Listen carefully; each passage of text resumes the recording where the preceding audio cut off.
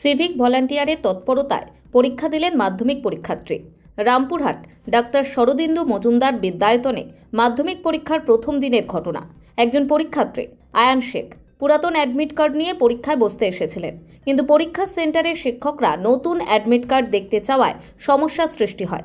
জানা যায়, আয়ান শেখ নতুন অ্যাডমিট কার্ড স্কুল থেকে সংগ্রহ করেননি। এমন পরিস্থিতিতে সিভিক ভলান্টিয়ার বিদ্যাপতি ঘোষ দ্রুত পরিস্থিতি সামাল দেন।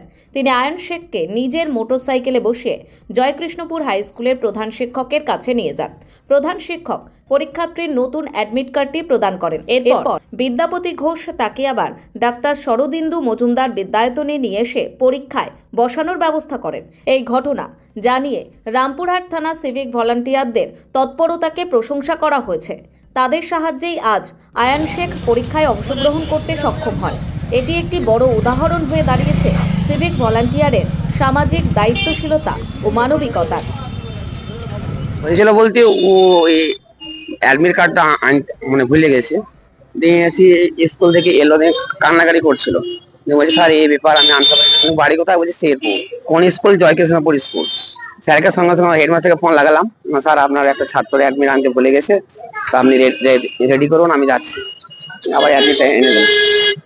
কটার সময় বেরিয়েছিলেন? আমি এইখানে বেরিয়েছিলাম 10:50।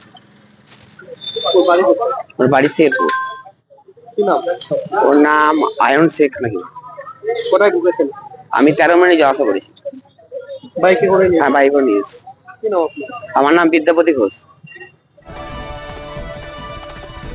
আপনারা দেখছেন ওটু নিউজ বাংলা। এবার বলবে বীরভূম, শুনবে বাংলা।